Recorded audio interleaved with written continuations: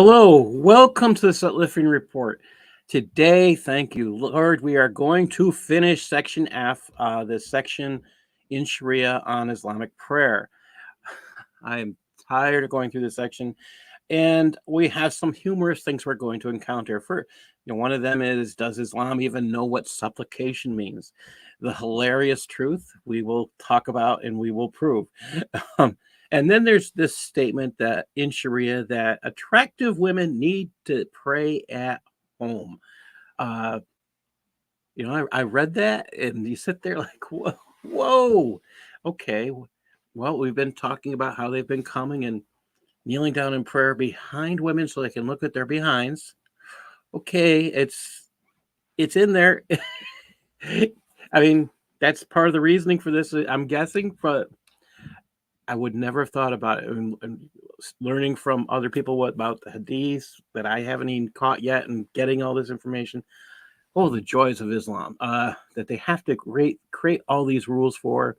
Again, all these rules that we're going to be talking about, there's nothing in there in the Quran that tells you how to pray. There's nothing in the hadiths that tell you how to pray.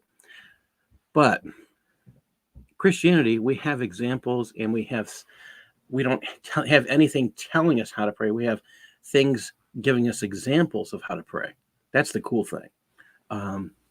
There's nothing like that in Islam. And we have a example. That's what I like. And it says something. When you have an example of how to pray, that just says something. All right. And I'm going to take us straight into the Word of God because that's how we start. We read a passage from God's Word. And today, this is from my devotional for today. 2 Kings chapter 1, verses 5 to 18. And when the messengers, let me start and give you a little background. This is Elijah the Tishbite has already met a messenger, some messengers from the king. Now, the king of Israel is not somebody, he's Jezebel and Ahab's son. So he's not a really good guy. That's the truth of the matter. This is a bad guy. This is Ahaziah. And he's decided he's going to ask Baal, a fake god, a pretend god, if he's going to live or die. Well, Elijah was sent by God to say, you're going to die. They didn't even finish going to Baal, and then they get told to go back by Elijah, and he tells them that. Well, the king, and the story continues from here. And when the messengers turned back unto him, the king, and he said unto them, why are you now turned back? And they said to him, there came a man to meet us, and said unto us, go, turn again unto the king that sent you, and say unto him, thus saith the Lord, is it not because there is not a God in Israel that you send and inquire of Beelzebub, the god of Ekron? Therefore you shall not come down from that bed on which you are gone up, but you shall surely die. And he said unto them, what manner of man was he, which came up to meet you and told you these words? And they answered, he was a hairy man, and girt with a girdle of leather about his waist. And he said, it is Elijah the Tishbite. Then the king sent unto him a captain of 50 with his 50. And he went up to him, and behold, he sat on the top of a hill and spoke to him, hey, you man of God, the king has said, come down. And Elijah answered and said to the captain of 50, if I be a man of God, then let fire come down from heaven and consume you and your 50. And there came down fire from heaven, and it consumed him and his 50. So that's 51 dead. 51 dead who had either come to kill or arrest him. Again, also, he sent unto him another captain of 50 with his 50.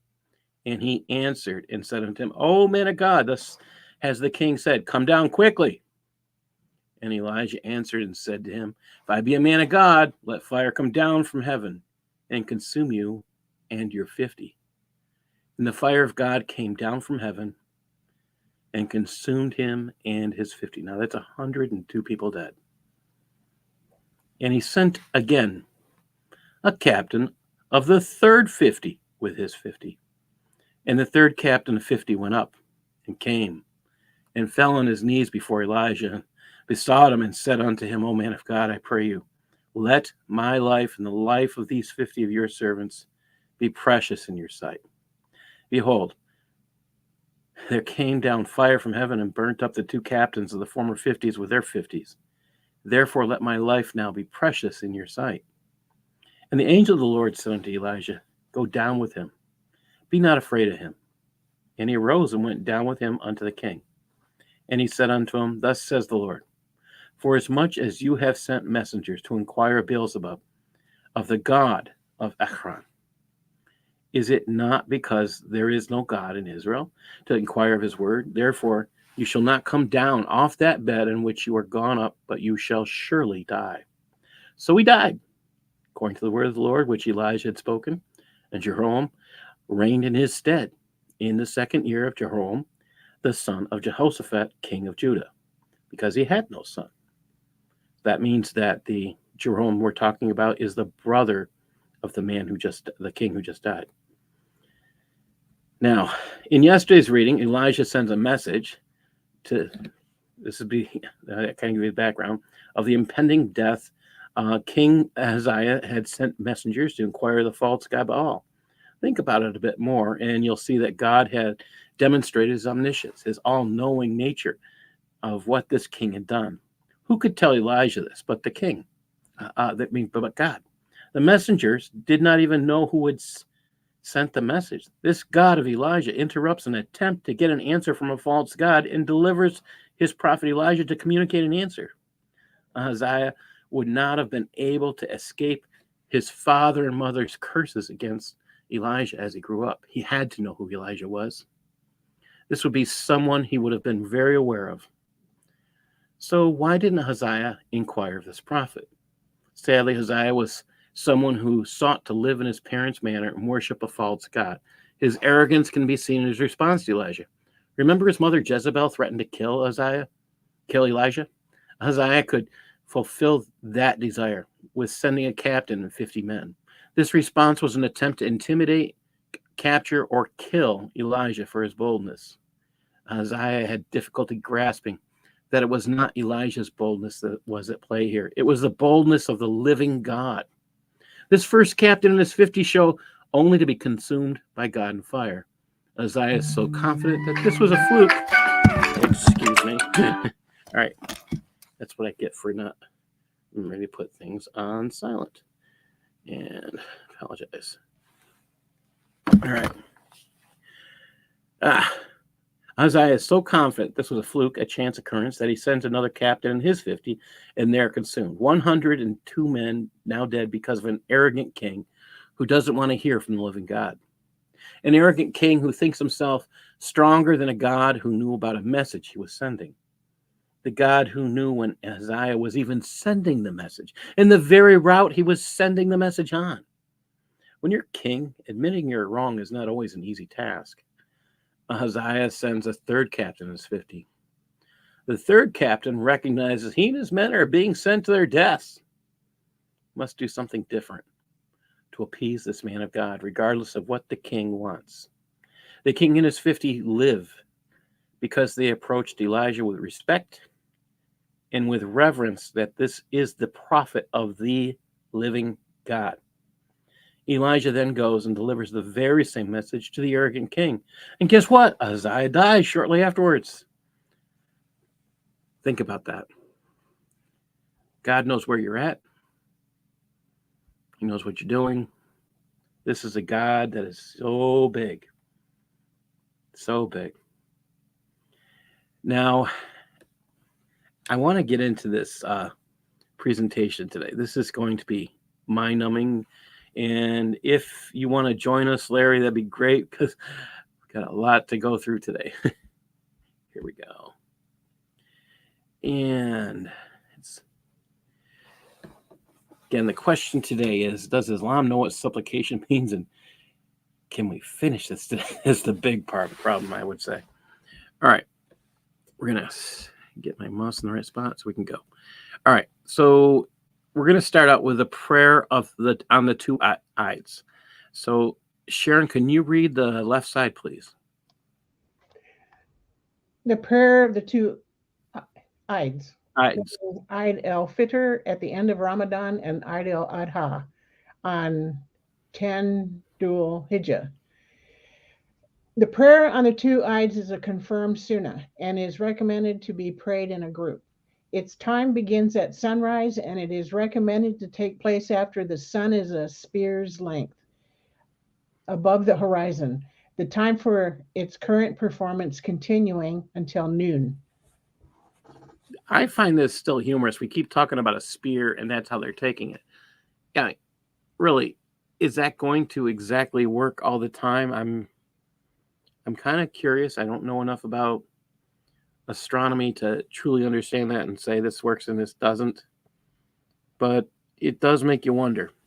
If that's how they're going to do this all around the world, then you have people celebrating things at different times all the time, and it's never a celebration all the way around the world at the exact same moment. So you have to sit there and wonder if this little God actually knows that. I don't think he does. And if Sharia is Allah's law and Allah doesn't know something, oh, what does this say? So the whole world cannot celebrate Eid at the same time. That's how you have to look at it, because different time zones exist. I don't think Allah understands that. If you look on the right, I have highlighted a confirmed sunnah. We're going to be talking about this confirmed sunnah. And one of my problems with this is it's not in the hadith. It's not in the Quran. It's not in the seerahs. So, how is it a confirmed sunnah? I mean, that's the issue. None of this stuff has a scripture reference. It's a confirmed sunnah. No, it's not. Start thinking about that. All right. I'll read 19.5. The Eid prayer consists of 2 rakas. In addition to the opening Allahu Akbar, I'm going to read the right side, and I'll tell you why I'm doing that first. Look at the left side while I'm reading this right side. Look at kind of interesting. It is 2 rakas. He recites 7 takbirs. Now look on the left side. One says Allahu Akbar 7 times.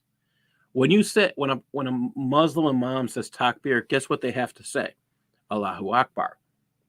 The imam says takbir, the crowd says Allahu Akbar. So either way, you're getting this 7. It's like this passage, this piece right here is written to the imam. It's not written to the average person.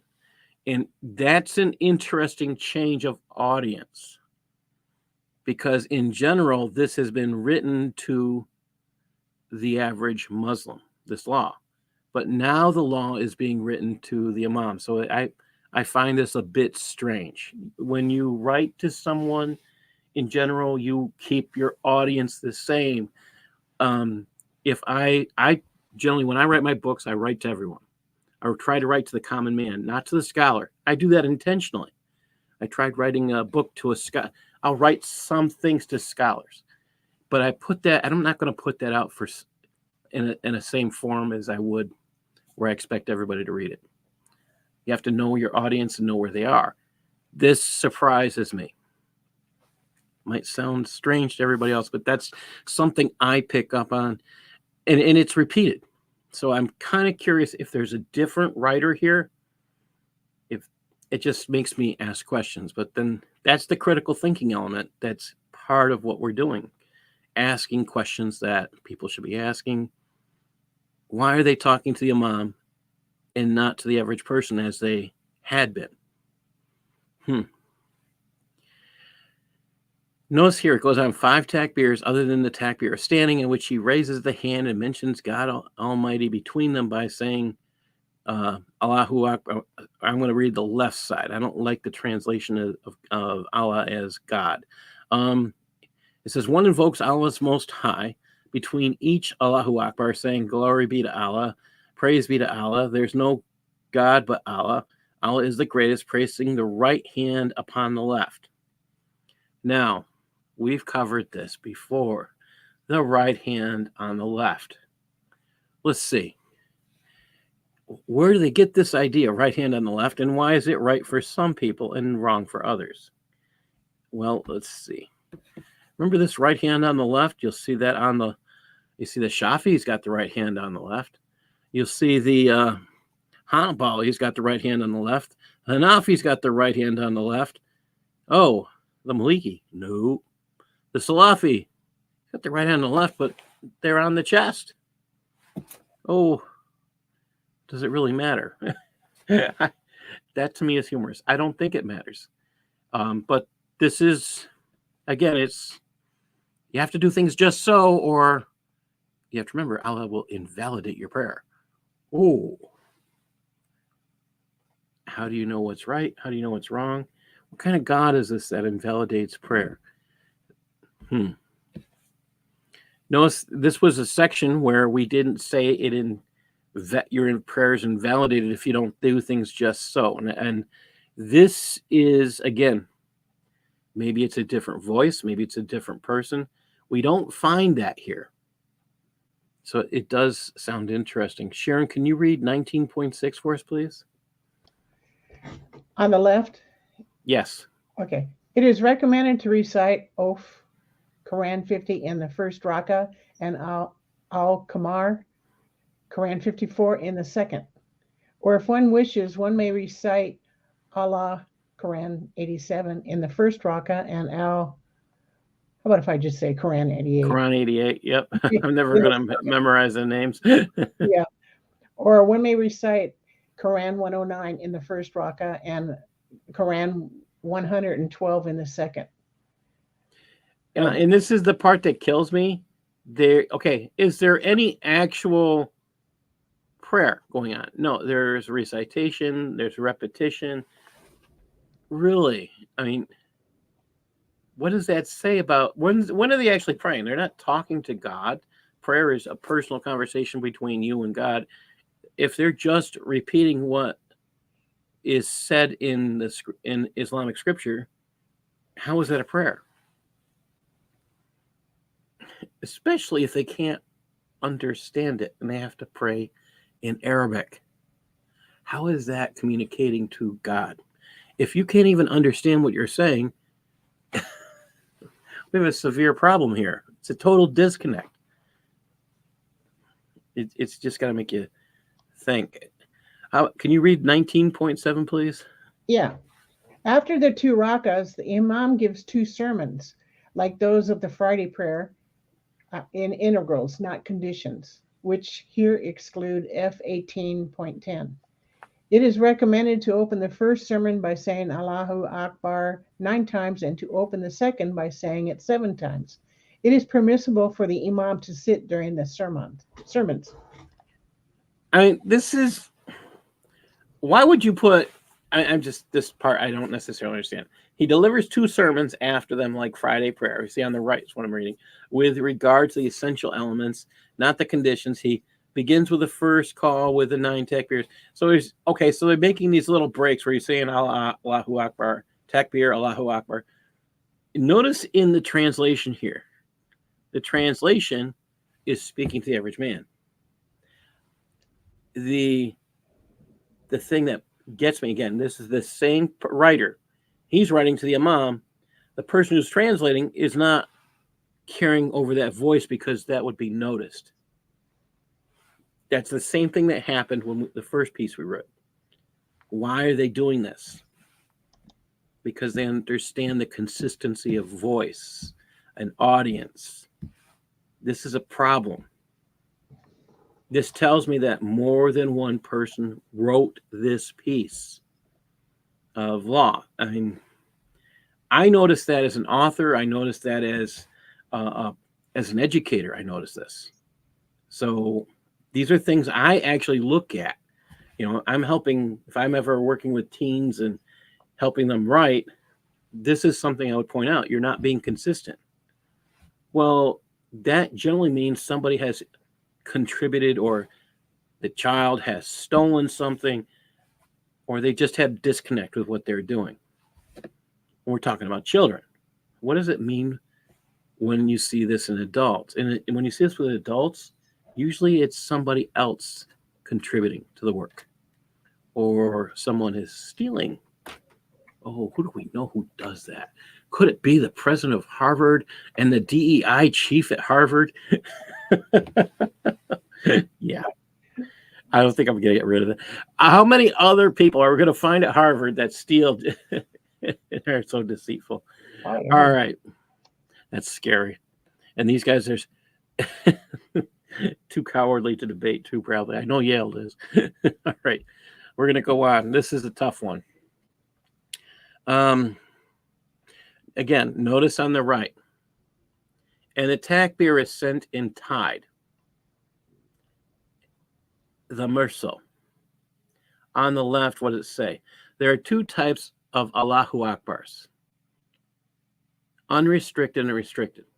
On the right, it says, and the takbir is sent and tied. I actually called Usama to talk to him about this. And I was just trying to figure out where are they getting this from? Why are they telling us? I mean, this didn't make any sense to me. And you know what? He said, you know what? It doesn't make sense. Okay. Allahu Akbar. There are different reasons. I will say this. There are different reasons Muslims say Allahu Akbar. They're not just going to blow things up when they say that.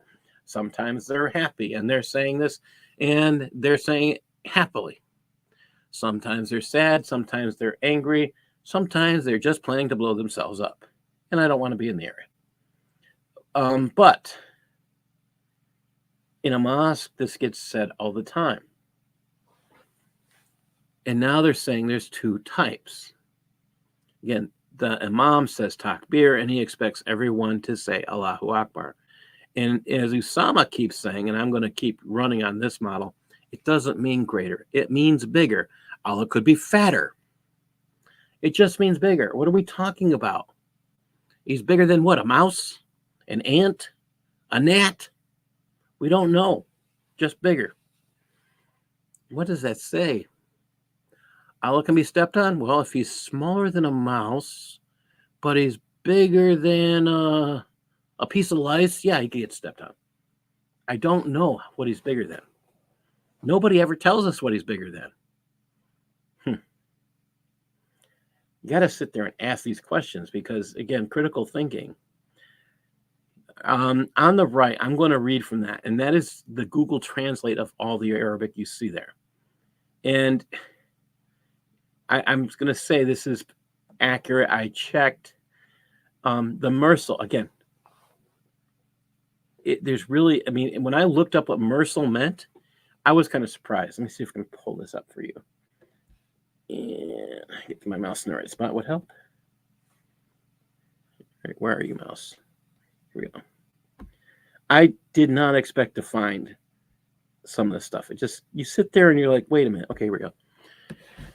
First place I found it is this.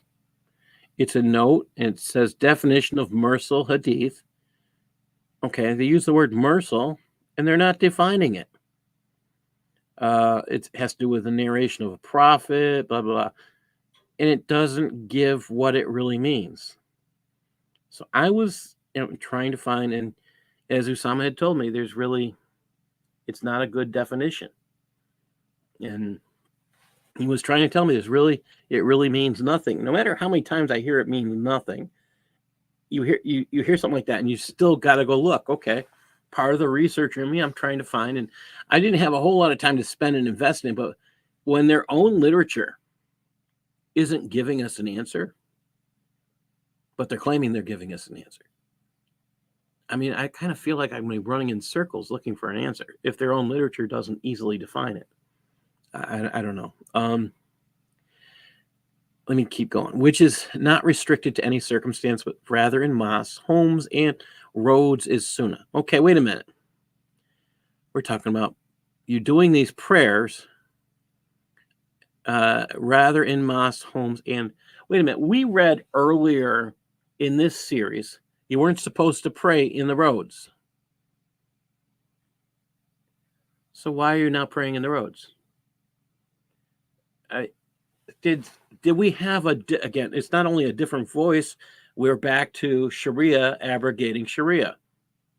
If this one says pray in the streets, Why did the last one say you couldn't pray in the streets and say it was offensive to pray in the streets? Why? I mean, I'm confused.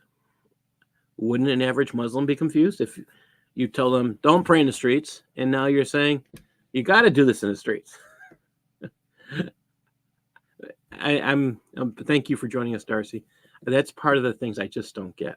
And this is for Eid prayers. It didn't say it was for daily prayers. For daily prayers, it's offensive to pray in the streets. So for Eid prayers, you can go out in the streets. Okay. But for daily prayers, it's offensive. Okay. It says until the imam enters imram the Eid for the Eid prayer, what is restricted and is what brought as a reward. The 5 daily prayers and other voluntary prayers are performed in the sacrifice only from the noon prayer of sacrifice slaughter. Now, this is the point Usama wanted me to make. When we're talking about this, we talk about Eid, we have to talk about this prayer of sacrifice being the slaughter. This is where you'll see the goats being slaughtered. In the UK, they've actually had a problem where Muslims are killing these live goats right in their backyard.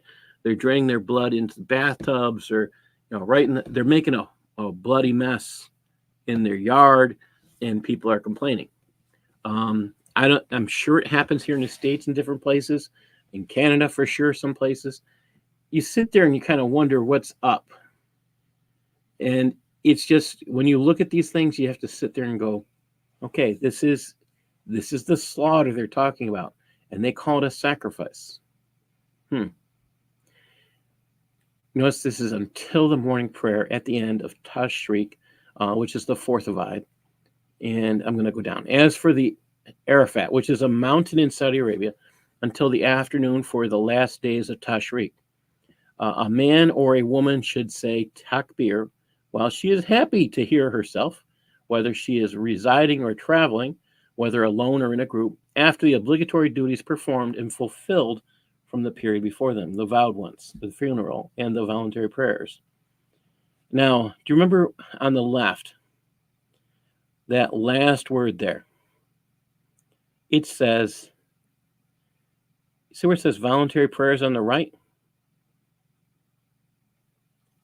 Supererogatory. Do you know what supererogatory means? Unnecessary. So instead of voluntary, so they're voluntary, but they're unnecessary. What it kind of means the same thing, but what kind of drives the message home? Unnecessary. So you didn't need to do something, but you're doing it.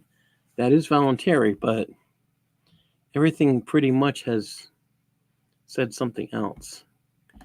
And I'm going to finish up 19.8, and then I'll ask for your help, Darcy. on the right, I'll read the one on the left here because this is just weird. I'm going to start on the second paragraph. One says Allahu Akbar, Allahu Akbar, Allahu Akbar. And then there is no God but Allah, and they're repeating it over and over again. Praise to Allah. Why do they have to do this 3-4 times? I don't understand. I mean, it's like one time you said something, it's pretty understandable, except for maybe the purpose is vain repetitions. Again, think about, I mean, they're repeating. They're contradicting themselves. Yeah. Because they're always saying, say not 3, but yet here comes this 3 times in a row. Excellent point. Excellent point. Say not 3. Allahu Akbar, Allahu Akbar. Well, wait a minute. You just said 3. Are there 3 gods, or is there 3 gods in one?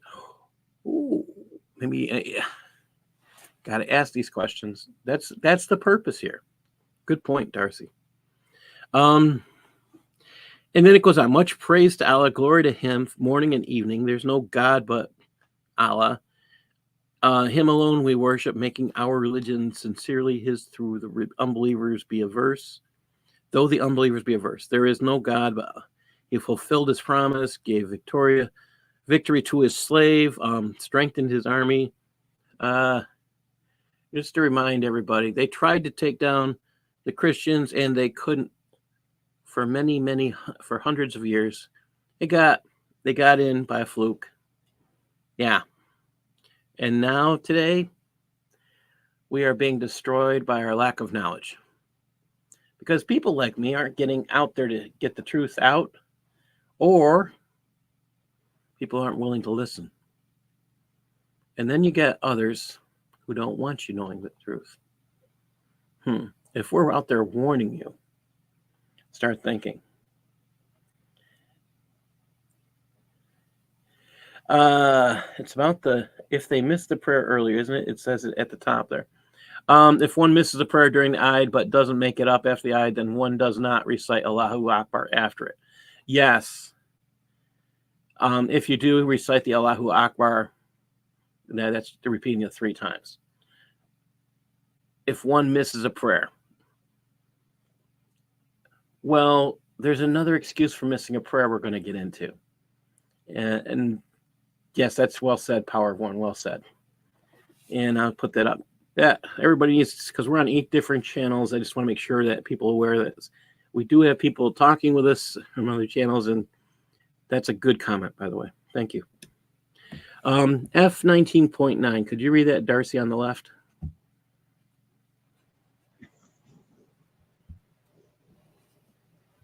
It is recommended to say Allahu Akbar on the first 10 days of Dhul Hijjah whenever one sees a head of livestock.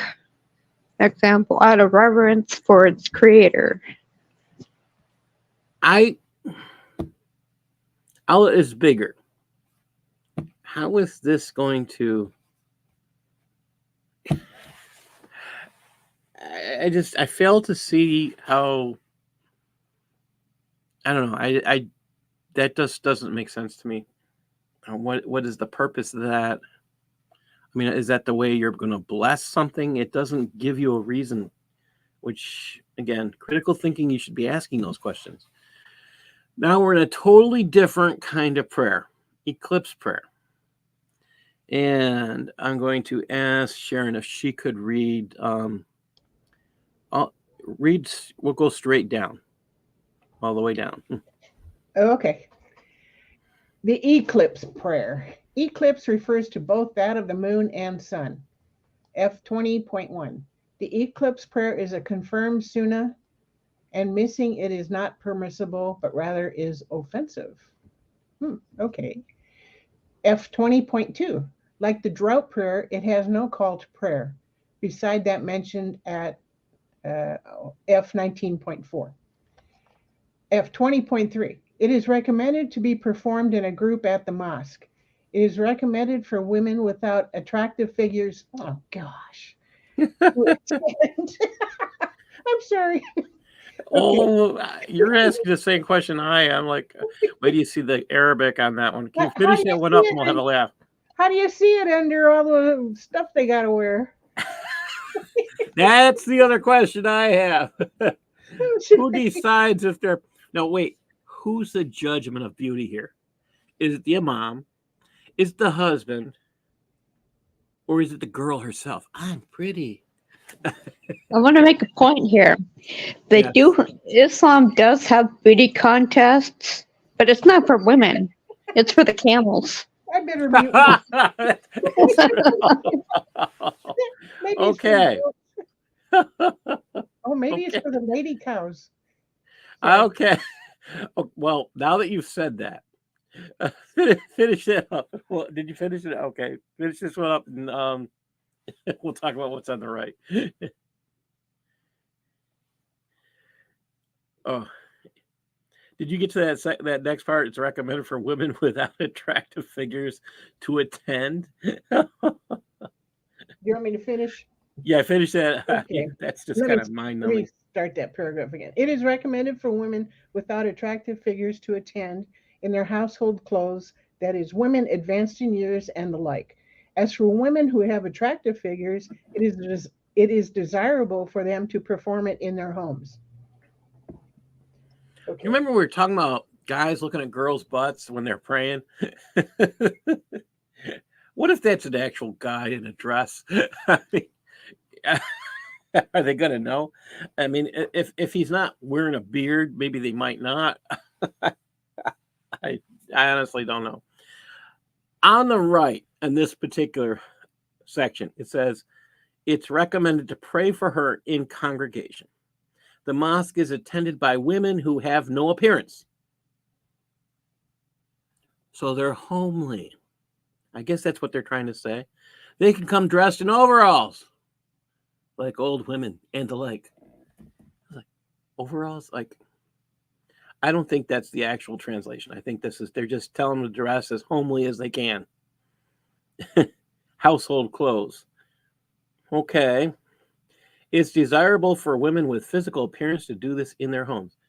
I think that's their way of saying attractive or desirable. Cute, the cute girls got to stay home. The pretty ones got to stay home. And again, who determines that?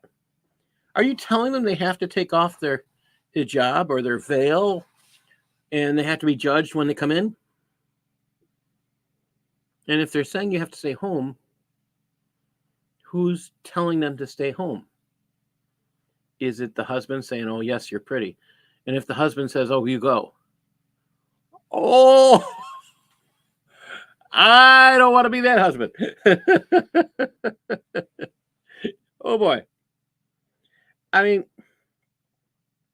what are you saying if you're telling, okay, now you got to go to this eclipse prayer? And the woman's going to be saying, oh, so you think I'm ugly? Can you, any guys out there daring enough to tell your wife, you have to go to the eclipse prayer? Muslims, if you do that, and you're telling your wife she's ugly.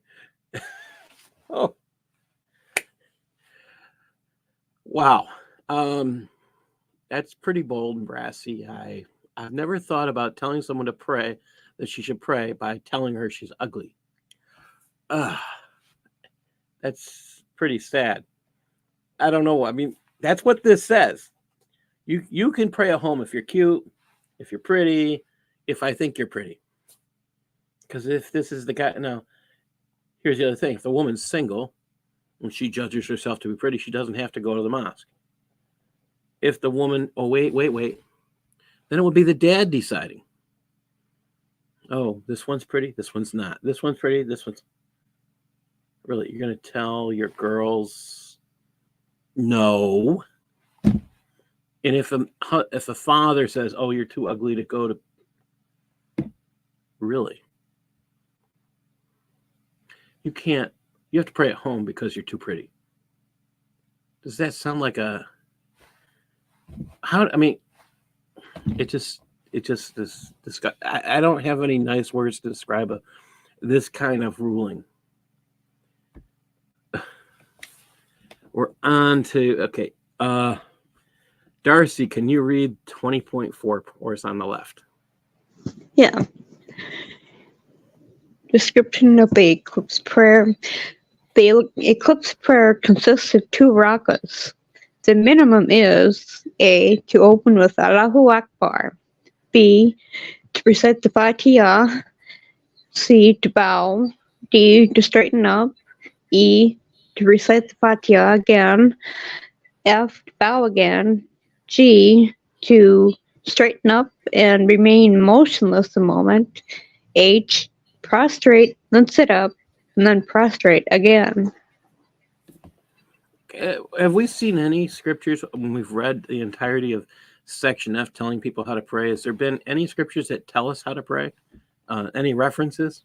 Nope, just the motions.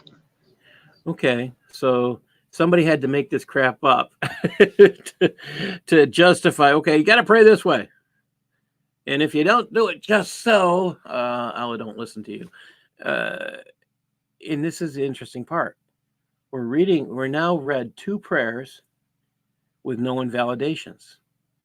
All the other prayers, if you don't do this, you don't do this, you don't do this, oh, God forbid you fart, oh, your prayers don't get answered. They don't get listened to. They're crap. But here we have one, second one now. There's nothing here saying your prayers get invalidated. And I'm kind of wondering if now we have I mean, this different voice that's been going towards the imams. If you look up here if you look at the right side, it says to recite Al-Fatiha, then bow down, rise up, Al-Fatiha. You notice they don't say Allahu Akbar, they don't say Takbir. So now I'm kind of wondering if we're talking about a third voice. Why didn't they say this? Why did they leave that out, but they added it on the left? Then bow down, rise ups. Notice that's missing. The Allahu Akbar is missing on the right. Why is it on the left? I mean, did they not know? I mean, what should critical thinking be telling us? I mean, so they have a just so way to do things, but they don't want people to know what it really is. I feel sorry for them. I mean, you're getting told one thing and you're getting told the opposite. That's what it's here. I mean, if you read English, you do one thing. If you read Arabic, you do something else. What if they translate it differently for another language? Wow. I am not sure they even know they're talking about what the statement says. So yeah, if they're looking at Arabic, they just repeat it. I mean, they have no clue what the Fatiha says. Most of them don't, because they're just repeating the sounds that they've heard. And as we saw earlier, which still blows my mind, I don't know how many sessions ago we read this one, but the imams don't have to know the Quran. So if they don't have to know the Quran, they have to know the Shariah in order to become an imam.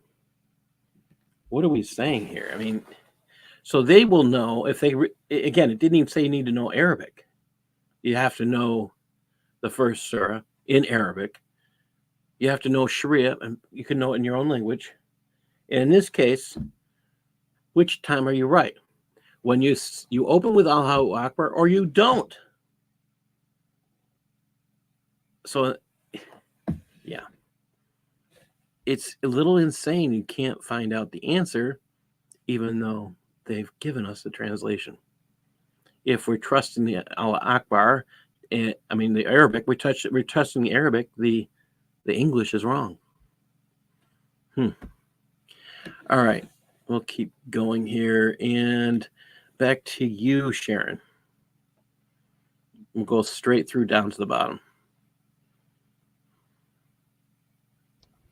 This is one raka comprising standing twice, reciting the Fatiha twice, and bowing twice.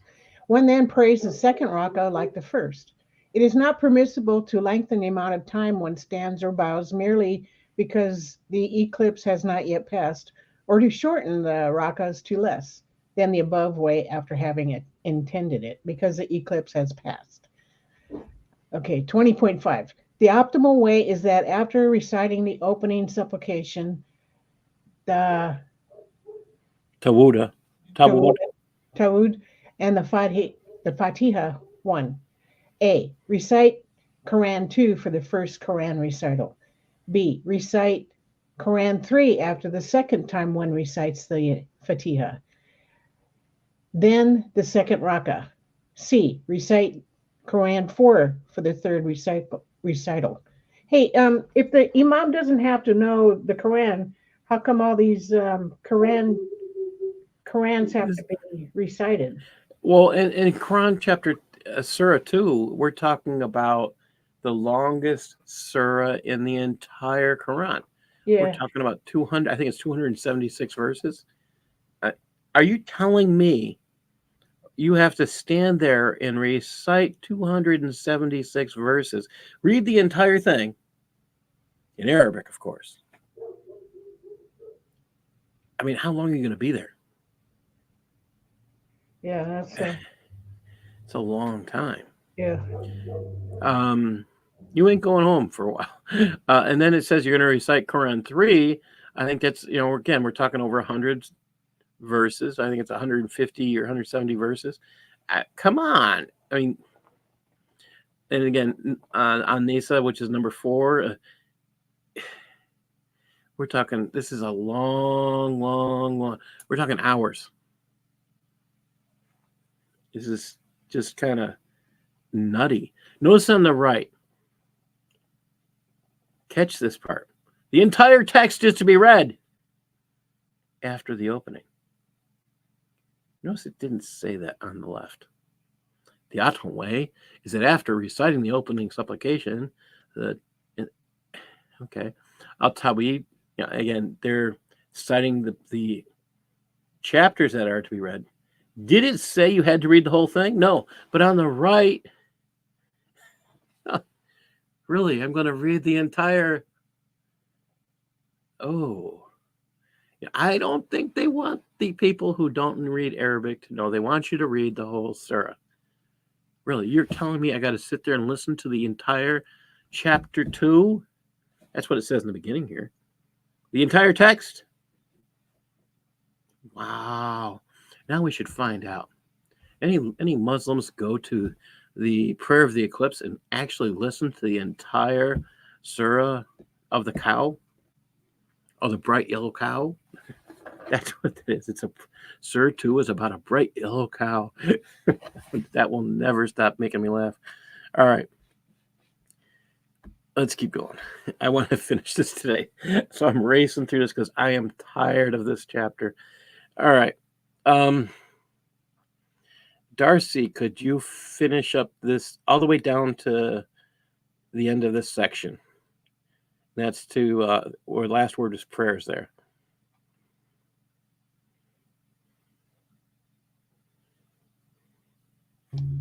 She might be out. I think she made a little note saying she was going to be out. So I mean, okay, I didn't see it.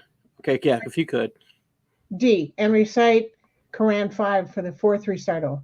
Or one may recite comparable amounts of the Quran in place of the above surahs. One bows and says, Subhana Rabbia at him. How far above any limitation is my Lord most great? After the first of the 4 Quran recitals for a period equal to reciting 100 verses of Al-Baqarah. So you understand what I mean? They're going to be reciting the entire surah. We're talking again. They just said the equivalent of reading these, like they're saying it out. And here's another good laugh. They said that the first of the 4 Quran recitals for the period equaling 100 verses of Al-Baqarah. Okay. Notice that on the right, it says in the table is the 4th. So in the first bowing, he recites the equivalent of 100 verses from Al-Baqarah. The equivalent in the second, and the equivalent of 80. Wait a minute. That's not exactly what we're reading on the left. I mean, it's kind of different. Like, oh. All right, let's skip down to F20.6. Okay. All right. After praying, it is recommended that the imam give 2 sermons like those of the Friday prayer and conditions, except that here the sermons follow the prayer as opposed to those of the Friday prayer which precede it. Again, on the right, it says, then he delivers 2 recommended sermons like the Friday prayer of the pillars and conditions, except that they are after the prayer. And this is the part that made me laugh when I translated it using Google Translate. Unlike my sin. Who's writing this?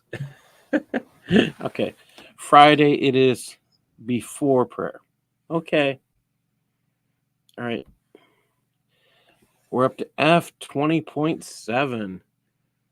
One may no longer perform the eclipse prayer if one has not yet begun it with the eclipse when the eclipse passes. When the sun sets while still eclipsed, or when the sun rises while the moon is still eclipsed. But if one has begun the prayer and the eclipse passes, or the sun sets while still in eclipse, while the sun sets while still in eclipse, one nonetheless completes the prayer. Look on the right here. If he does not pray when everyone has appeared, or the sun sets while it's eclipsing, or the sun rises while the moon is eclipsing, then he'll not pray. even if he enters Aram and it appears. So this is an excuse not to pray? You came too late?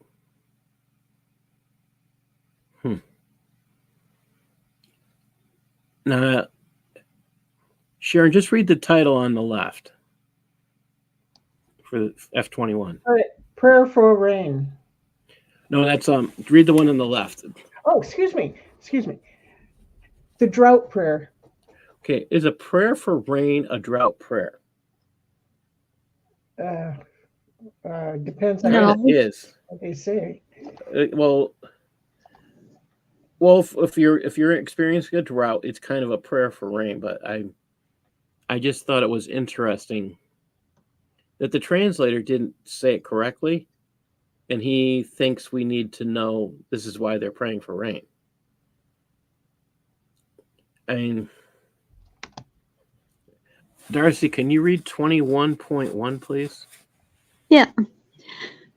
The drought prayer is confirmed, or a confirmed sunnah, even for someone traveling or praying alone, and is recommended to be prayed in a group. Okay. When the land is hold on. On the right, it's like, okay, we got confirmed sunnah again. It's nowhere's in the hadith. It's not, again, they're never telling us how to pray. They're never telling, why is, and Houston's asking the important question. Does eclipse mean an actual? Yes, it does. We're talking about astronomical eclipse. Yes. Lunar and solar eclipses. Yes. Okay. Yeah. All right. Now we're on that drought prayer again. So you have to sit there and like, okay, you got a drought. You're going to be praying for rain. Now, when we started this whole section, we talked about wudu and how you had to be clean. And not too long ago, we talked about how rain could stop you from praying. But here you are praying for.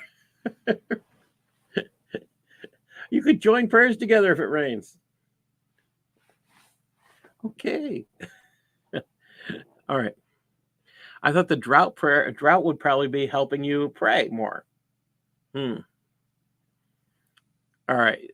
If you could read that last part there on the left. Yeah. When the land is parched or the water supply is cut off or diminished, the imam.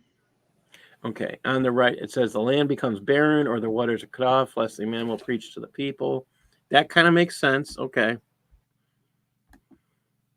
Come on. All right. Keep going there, Darcy. Read all the way through that one.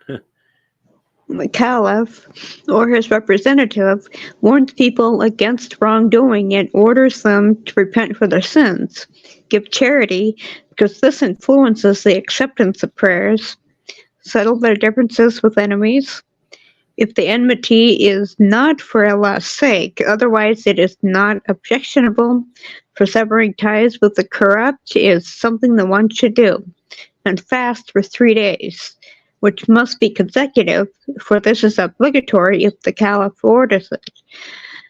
Then on the 4th day, while still fasting, they come out to an empty expanse or desert in their work clothes, accompanied by those of the women who do not have attractive figures.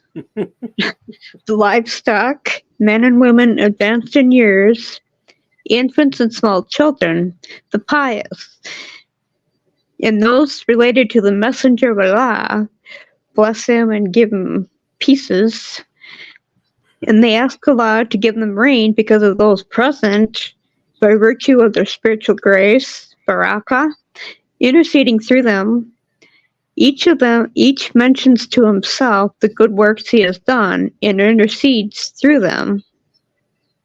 Non-Muslim subjects of the Islamic State who attend are not hindered from doing so, but may not mix with us.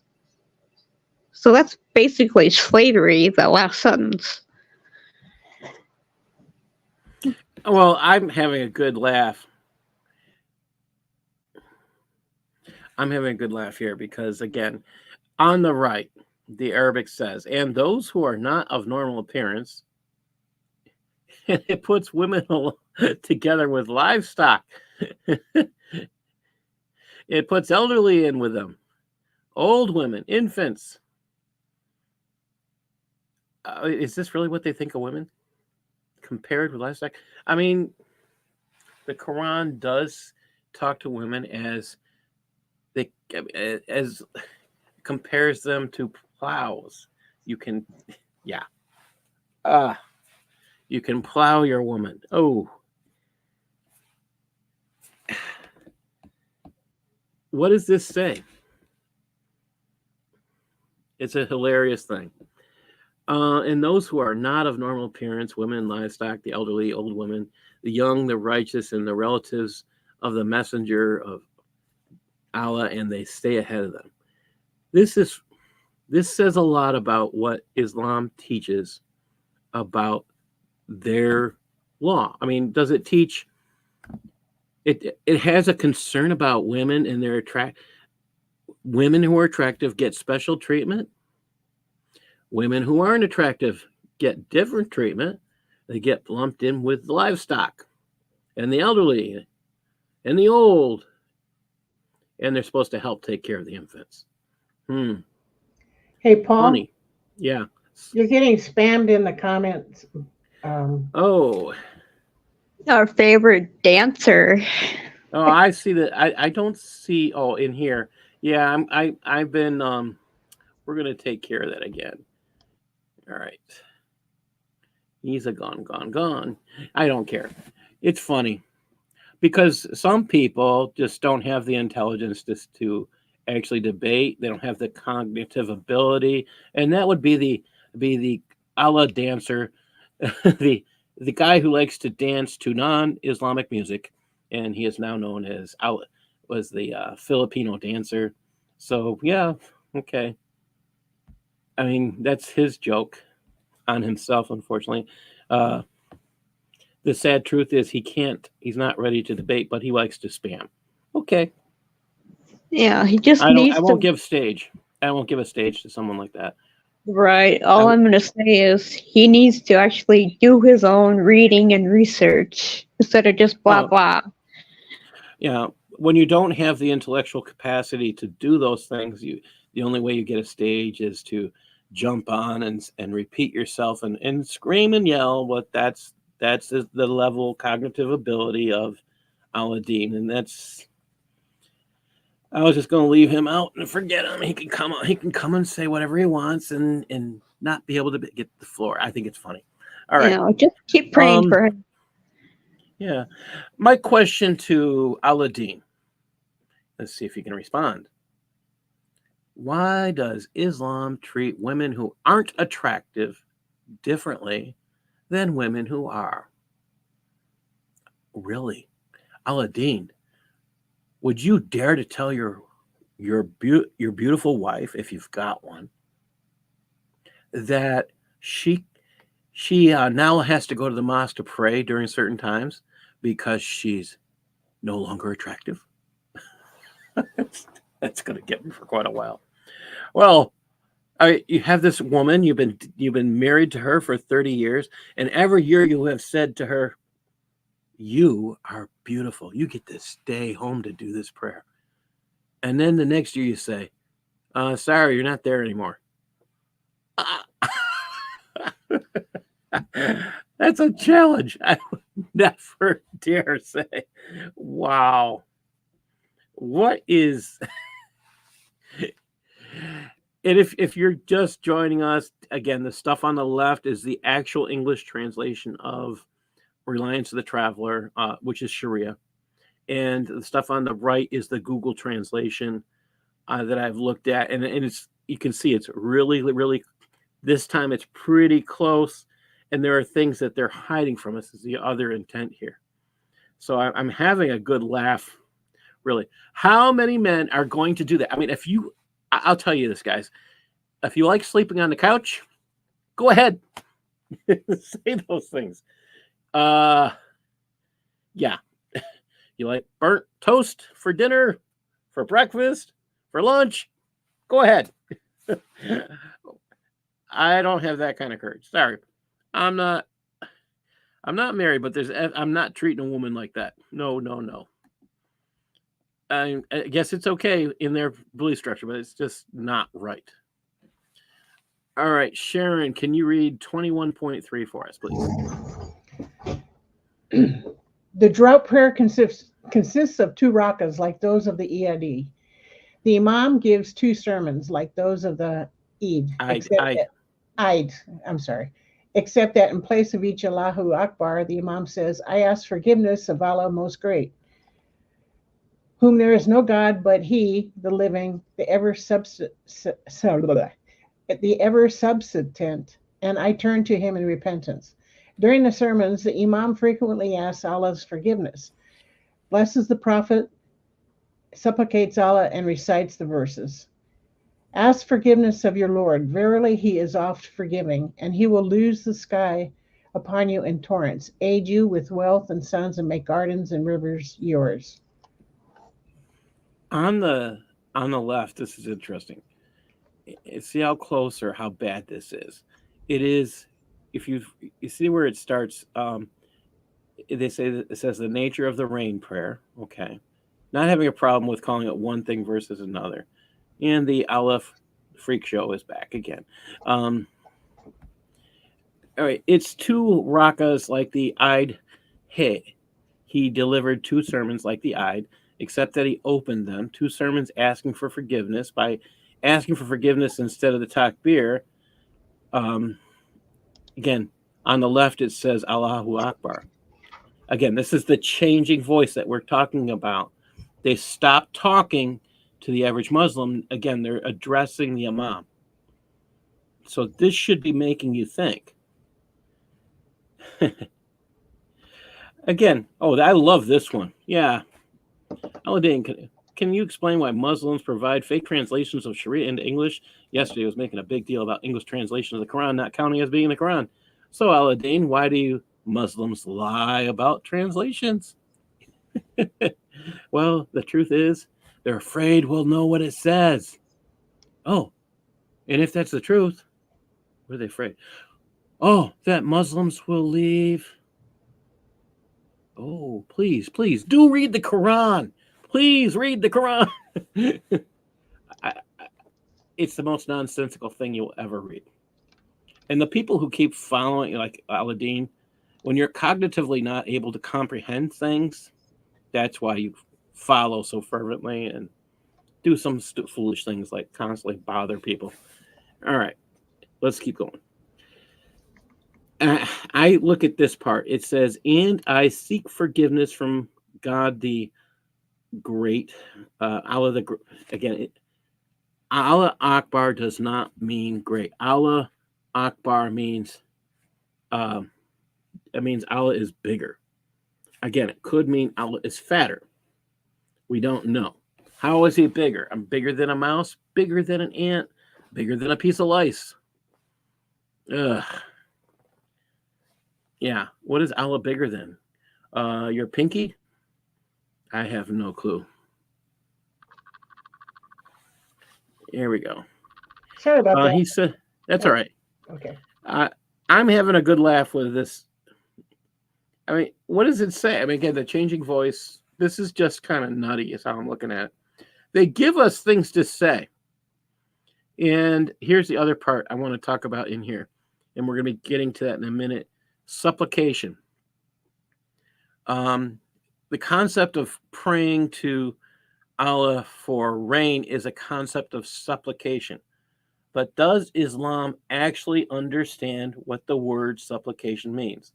And I'm going to take you back and let me see if I can do it from this end. I think we were over here. Okay. Thought I saw supplication. One of these. I'll come back. Okay. Someplace in here, we've talked about supplication. Yeah, here it is on this page. All right. He exaggerates in his supplication secretly aloud, and I'm reading on the right. And those present raise their hands in supplication pointing with their backs of their palms to the sky and the incoming supplication. All right. What is this purpose here? What is the concept of supplication here? In his supplication, secretly and aloud. How is something out loud secret? Please explain that to me.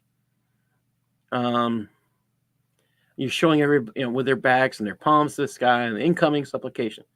Incoming supplication. Incoming from where? We are among those. So if it's incoming to you, or is it incoming to Allah?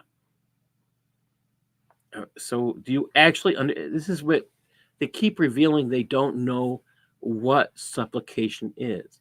So I'm going to pull up a piece, and I just want to keep driving this point home.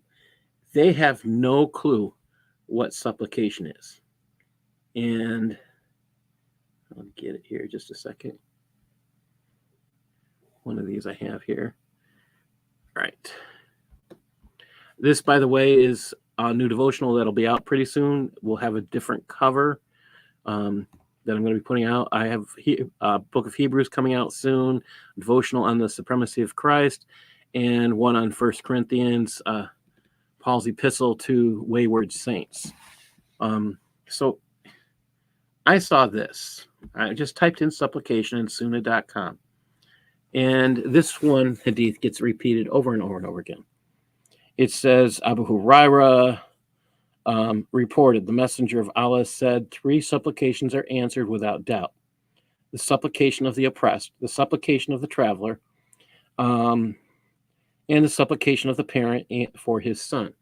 Now, supplication is a concept of begging or pleading in prayer. Okay. We could say, okay, answered without doubt. Who's answering these, by the way? It says the messenger of Allah is saying that. 3 supplications are answered without doubt. Supplication of the oppressed.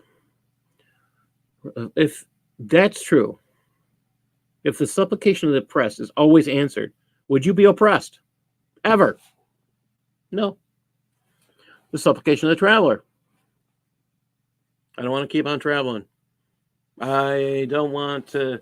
I want smooth roads ahead. Sorry, there wouldn't be potholes in the roads. Supplication of the parent and his son. For his son. Well, if that's the case, you wouldn't have Muslims killing their children for leaving Islam. Oh. So wrong on all 3 parts. But again, this is because they don't understand what the word supplication is. Now, I said that this gets repeated over and over again. You'll see it here. Supplication made between the adhan and the ikma is not rejected. Supplication is the pith of worship. Really, tell me when they're doing this. Because all of the prayers they do are repetitions. 3 supplications. You hear it again. Oppressed, someone on a journey, parents for the children. As we saw, this just doesn't, they don't understand what supplication means. Supplications for a brother is, again, if it's always answered, why are you repeatedly making these prayers? Utter the prayer, not your prayer loudly, not be low in it. Relate to supplication. I don't think they have a clue. And you can't speak too loud because you might blast Allah's eardrums. But then you can't speak too low because he might not hear you. I like that. That's a good point. There we go. Not be low. Don't be too loud. Oh, because we might hear it beat that. Allah doesn't actually answer prayers. Oh. But again, why, if prayer is repeating things like the Fatiha, which is the first surah, which many of Islam, of the prophets or the messenger of Allah known as Qatham or Muhammad, if he's telling people to if the Sharia is telling you got to repeat this, and it's saying it's part of the Quran, and Muhammad's companions say it's not part of the Quran, all those 17 prayers, 17 repetitions you do a day, they're all in vain. Because you have to repeat the Quran for part of your prayer, for your prayers, I should say. I keep looking through this, and I typed in supplication in Sunnah.com, and you just keep seeing all of these pieces. A lot of them are Sahih, and even the ones that they say aren't Sahih, they're all accepted up to like 60, like 80%, I believe, is the lowest that they go. So it's something to think about. I mean, if they can't, here we go. Which supplication would the prophet often make? He replied, the supplication he would usually recite was, again, if your prophet doesn't know what it means to make a supplication, the supplication he would usually recite, you don't recite a supplication. It's you're asking for something. If you're going to recite, okay, you're talking about a prayer, recite. Oh, Allah, give us in this world what is good, and in the next what is good, and protect us from the punishment of hellfire. Okay, he's asking for something. But again, he doesn't understand the concept of begging. You're asking God for something. It's supposed to be a personal prayer. And if you're going to have to recite your prayer, we have a problem, because then it's not a supplication. When you have a genuine plea you're putting before God, you might be sincerely repeating words you just said, but it's going to come from here, and it's going to be your original the first time. You might repeat it. God help me. I need help doing this. I need help doing that. God help me. But once you start having a recited piece and you never change that, that's a vain repetition. But again, we blame Allah for not knowing what is what. I'm a little beside myself when I think about this. What does it say when they want to use the word supplication and they don't know what it means? That's a little scary. I think we were okay. We're almost there. I did jump ahead. Sorry about that. We were here. We finished this part. Okay. If you could, Darcy, if you could read on the right, we'll read on the left. I'm sorry, read on the left. It's probably more sensical. Okay. In the second sermon, about a third of the way through, the Imam turns toward the direction of prayer, the Qibla, and switches his cloak around by putting the right side of it on his left, and vice versa. It sounds kind of weird. You have to change how you're dressed in front of everybody. That I'm just kind of surprised about. It's reversing it, yeah. It is also sunnah to turn it upside down. Both sunnahs can be affected by putting the lower left corner on the right shoulder and the lower right corner on the left shoulder. The wisdom therein is the favorable portent of a change of state. The people do likewise. He should supplicate to his utmost, both to himself and aloud. Those present raise their hands with the backs of the hands up. The sunnah supplication is, O Allah, send us rain, raining wholesomely, healthily, torrentially, widespread, pouringly, in sheets, judgingly, continuously, till judgment day. O Allah, give us rain, and make us not of those who despair. O Allah, servants and cities are in distress, hunger and want, from which we can ask none but you for relief. O Allah, make the crops grow and the milk of the livestock flow, and send down the sky's blessings upon us, and bring forth for us the blessings of the earth. Raise from us the affliction that none but you can lift. So you have to go through a ritual to do this prayer, It almost sounds like an Indian rain dance where you have to change how you're clothed in the middle of the dance. I mean, in the middle of your prayer. You're all going to do it. You're going to have the imam get out and change himself, how he's dressed. Then everybody else is going to change how they're dressed. That sounds like a dance. It doesn't sound like a prayer. And then you have to repeat words in a certain way, saying certain things. Tell me, where is there direct communication from here, from you to the living God? It's not happening. You could be pleading all you want.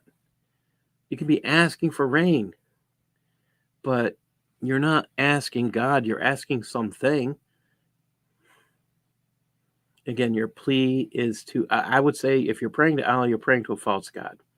That's part of this. But they don't know what the word supplication means. There's nothing unique happening here. If you have to pray something someone else told you to pray, you're not having a conversation with God. Conversation, I mean, I was just talking to somebody today about the uniqueness of, just yesterday and today, I should say yesterday and today. The church, I mean, I'm part of a group on like on Wednesdays we get together, and this is really cool. But I mean, it's about 10 of us at the most get together, and we're talking over the pastor's sermon, and we were talking about what does love really mean. And one of the things we talked about is we have a God that loved us first. And the interesting part here is God may love us first, and he sets an example because he loves us first. He starts to talk to us. All right. He lets us know he's real. Oh, so what are we supposed to do? Talk to him. That means we can yell, we can scream, we can cry, we can throw things because he's listening. He wants to hear you, whether you're angry with him, whether you're sad with him. He just wants to hear your voice. Whoa.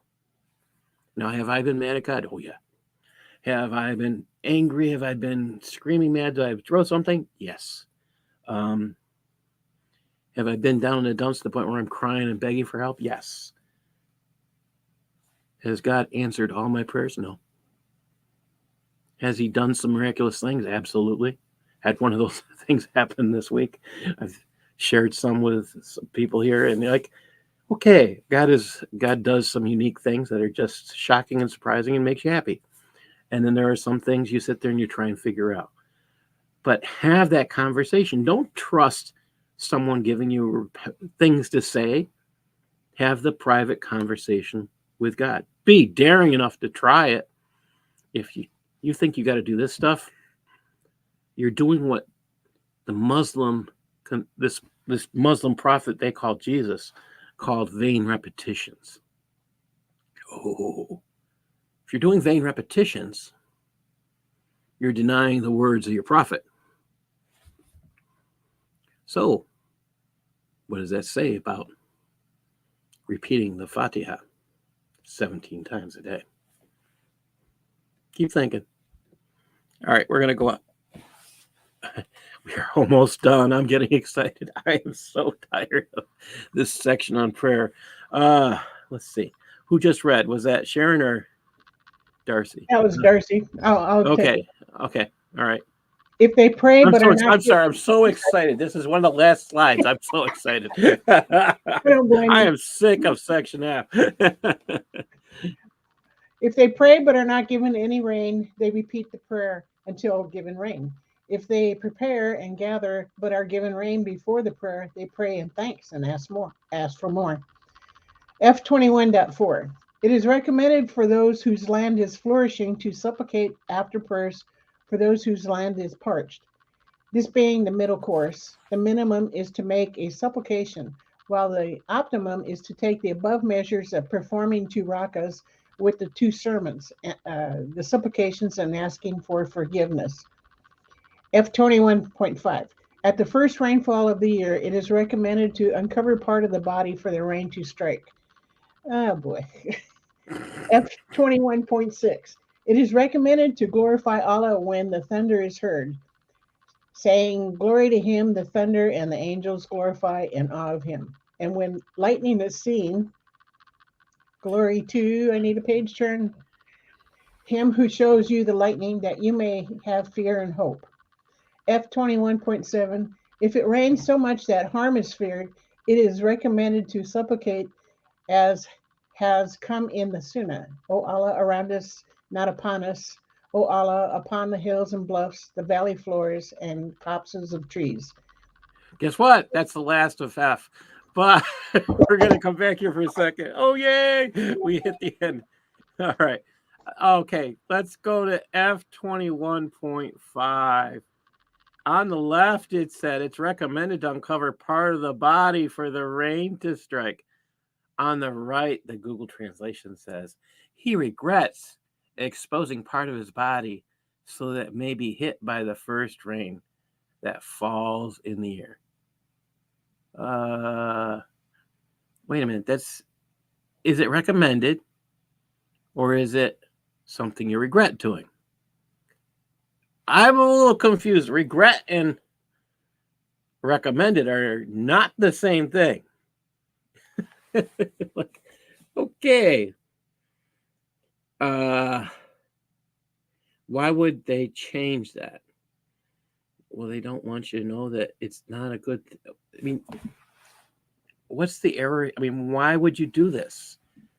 It's just crazy. You know why? Yeah. Because only Allah knows best. That's exactly it. Whoever's creating these stories of how to pray, these directions, needs some serious help. I mean,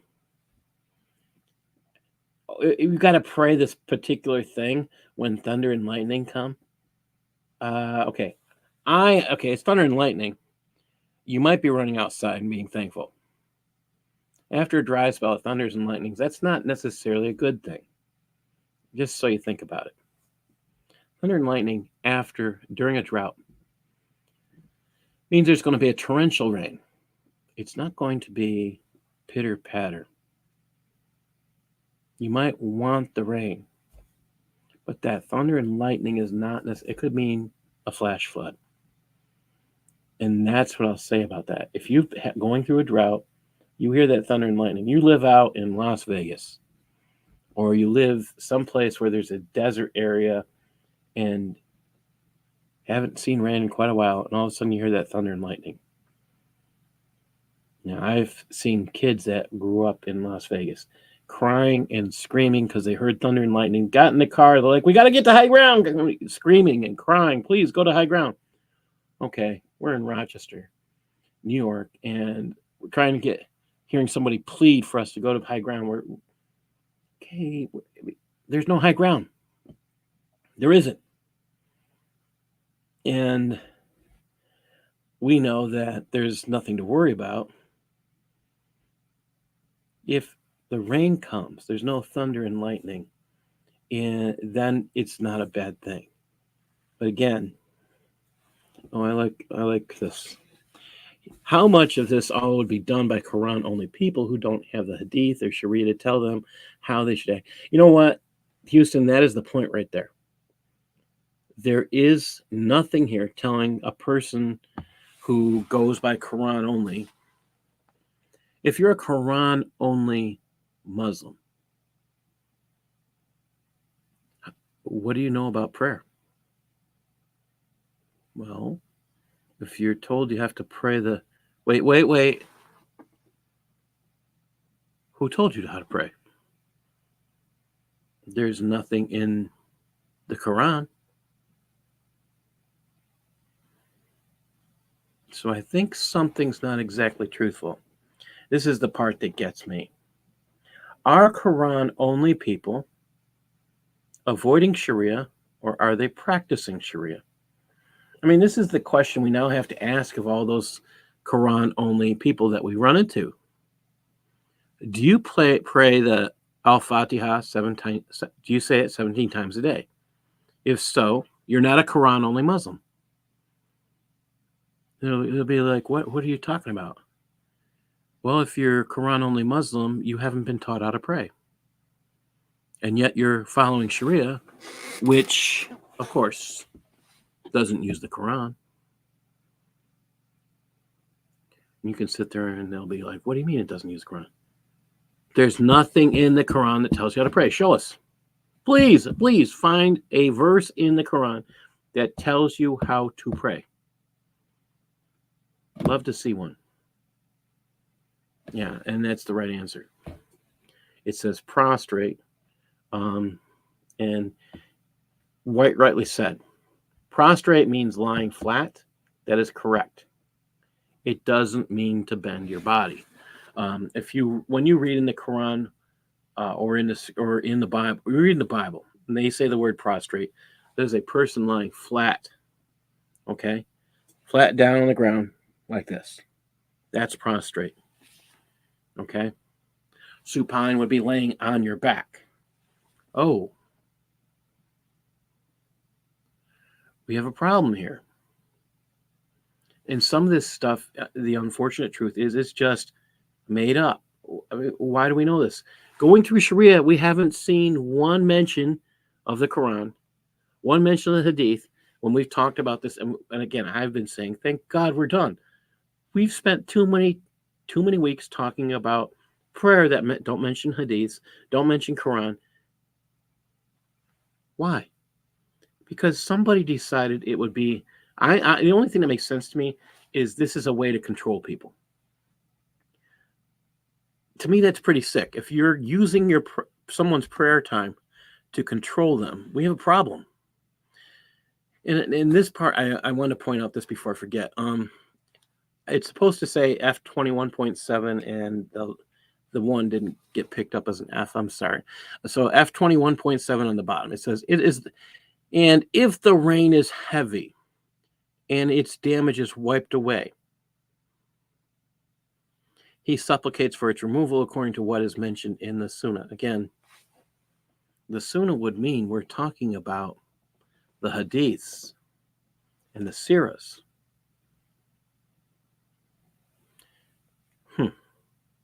Oh God, around us and not upon us, to the end.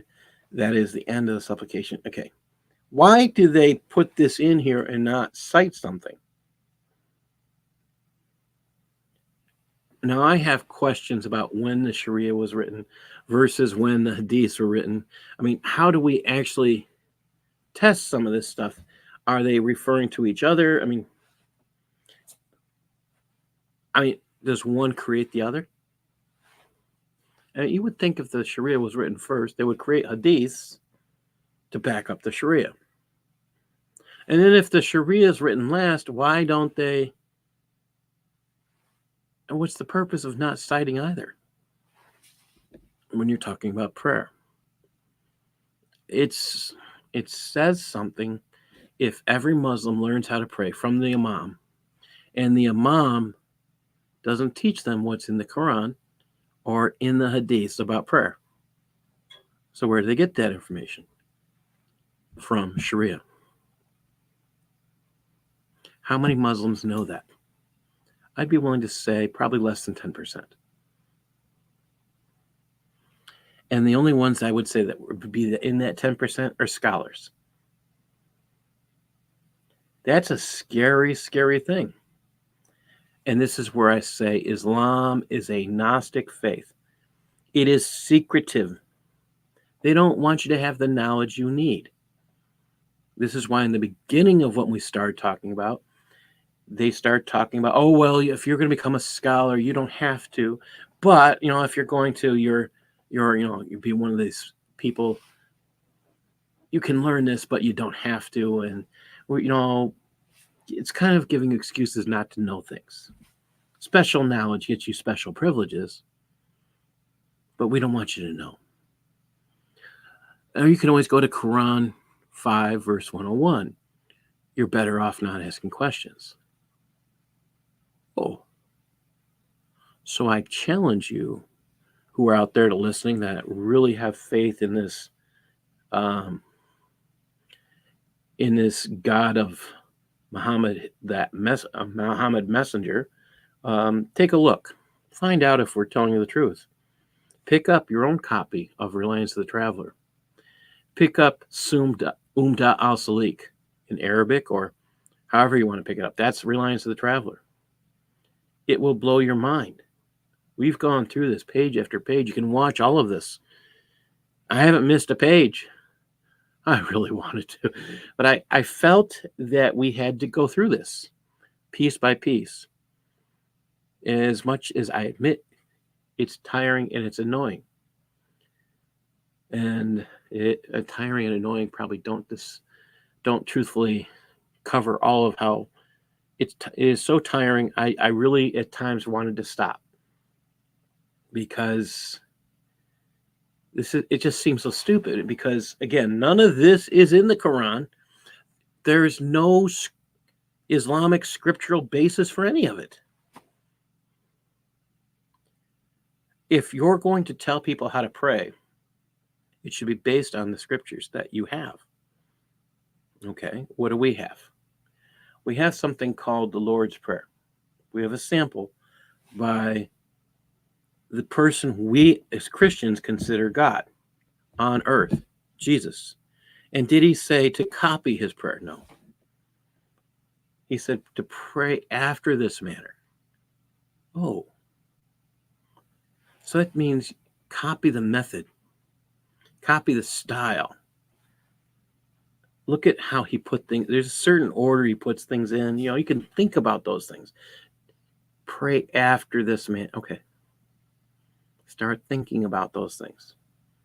If you have a person come to earth who is also God, and he says, this is a way you should pray. Okay. Muslims claims he's the prophet. Well, if he's a prophet, then why did you make up this crap? Why don't you just pray after the style that the prophet you claim taught? Well, let's pretend that the Quran, that the Gospels are now corrupted. Pretend, okay, but the Quran says it's accurate. So what does that say about Shariah? Well, Shariah must be man-made then, because all of Section F has no scripture references. Oh. So what does it say about how Muslims have been praying? They don't know because they can't read. They don't know Arabic. Yeah, and it doesn't. I don't think there's anything telling Muslims you can't read Sharia in your own language. I haven't seen anything saying that. Please let me know if you see anything saying. I mean, if your mom says it, get it on a recording. I'd love to hear that one. I'm kind of surprised. I mean, I will say this. The amount of information we have covered. Again, I've raced through this 3, 4, 5 times on my own. But going through this with friends and going through this as a team, going through this, I pick up more. Part of because, I'm listening, I'm talking, and I'm sharing, and you guys are saying things I didn't catch, which helps. I'm still kind of mind-numbed about a prayer you wouldn't send your wife to because she's pretty, and then one year you tell her, oh, you lost your prettiness, or you're too heavy now, or whatever, and now you can stay. Now you have to go to the... If you have the mindset to do that kind of thing... Yeah, I keep forgetting their women are cattle. They equate them with cattle. Oh, and then the children get counted in there, and the elderly and the old ladies.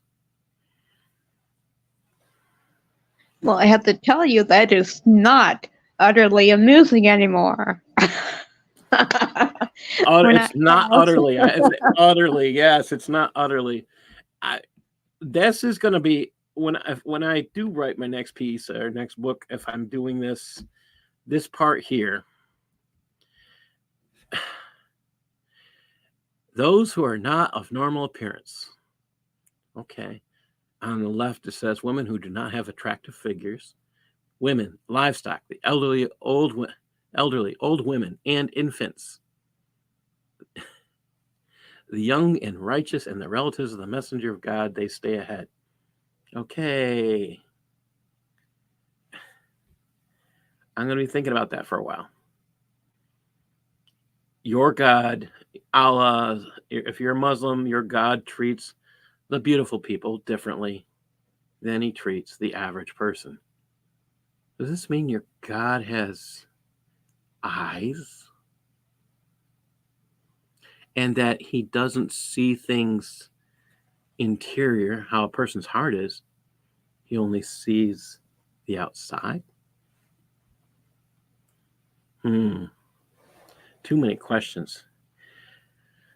Let's see. Now, I have gone through a lot of different stuff. Let me just escape out of this part here first. I did want to share the end first before I don't want to forget that I have this up here. These are some books so you can help celebrate or help support what I'm doing. If you have young boys, I recommend the book Proverbs, Book of Wisdom for Boys. Believe it or not, that is the best-selling book we have. My friend Michael helped write this with me. You have a social studies teacher out there that you know what social studies teachers need to know about Islam. By the way, there's not a word in there about religion. So that's the fun thing. It's just history. That's why it's written that way. And the last book I did is The Cancer of Civilization Jihad. And I do have 2 more coming out, which I'm really excited about. And 2 more devotionals. And I have plans for 10 more. To me, that's exciting. Now, stop sharing for a minute. We've gotten through this. I didn't realize we'd get through it in this time. I was worried we would be down to the last second. Ask yourself over and over again, why does Islam not know what it means doesn't know what a supplication is, yet it's telling people how to pray? Because if you put the supplication in, then, the whole point of this Islamic prayer is to take away prayer from you talking to God. That's the thing I see over and over again. Even when you're praying for this rain, it's giving you word for word what to say. You're praying with the eclipse. It's taking away what you're supposed to say from your heart. All of these things take away your opportunity to pray to the living God. Why is that important? Oh, it takes away your ability to communicate with the living God. Somebody's scared you might communicate with God. Who might that be? Could it be the chief of all deceivers? The one who claims to be the chief of all deceivers in the Quran is Allah. In the Bible, that person is Satan. He is the great Satan. Think about these things. I am tired from going through this, and I do want to thank all of you for being here. I'm going to end early and very, very happy we are done with Section F. So next week we get to start Section G, and what will we find? God bless you all. Thank you all for listening. Yep, God bless. Any last words, Darcy? No, thank you for letting me on. Oh, I'm so glad you came. Any last words, Sharon? Well, thanks for what you do. I appreciate it. We're going to get through this. It'll take maybe another year, but we will get through. And the goal here is if we can get one Muslim to realize what's being said and they find God, we get to party. That's what it comes down to. Yeah. What I mean by party, we get to celebrate with the angels. God bless you all. Thank you.